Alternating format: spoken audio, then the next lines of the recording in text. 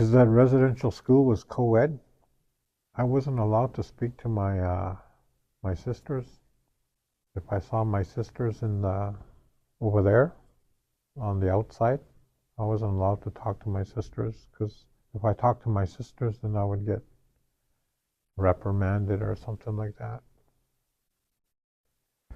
And you know, and so we never tried to speak Indian too much in residential school because of that.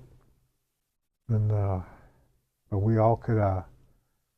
could all understand each other. You know, if somebody did speak Indian and we were all by ourselves. And so what I wanted to talk a little bit about was that because at a certain point in my life, I tried to ask myself questions, I asked myself a question. So when I need,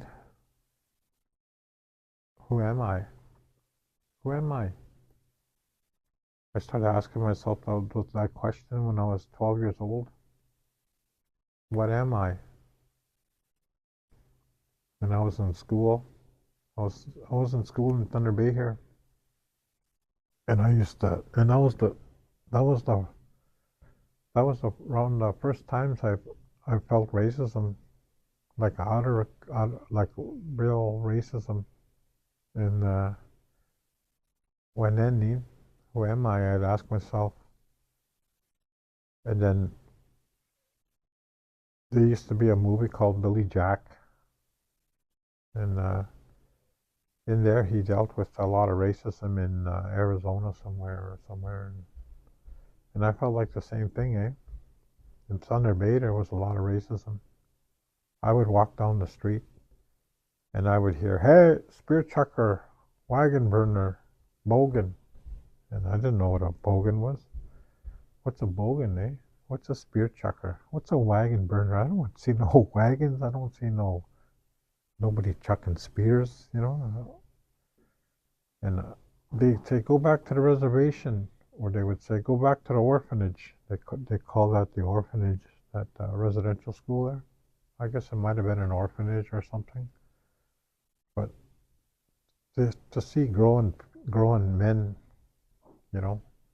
talking to you like that and experiencing that racism. And as I got older, I realized, you know what, that racism is a sickness. It's a human sickness. It's a spiritual sickness. And I didn't know any of that until I journeyed into my identity. I didn't know that racism was a mental illness and a spiritual sickness, and and how it's learned. People learn it through the breakfast table, the lunch table, the supper table. People teach their children racism. And when I was a kid, my grandmother, my grandfather, my Shomas and my Kokum, they never told me about racism. My Kokum never said one bad thing about non-native people. My grandpa said nothing bad about non-native people either. So I was never taught to be a racist person by my elders or anybody like that.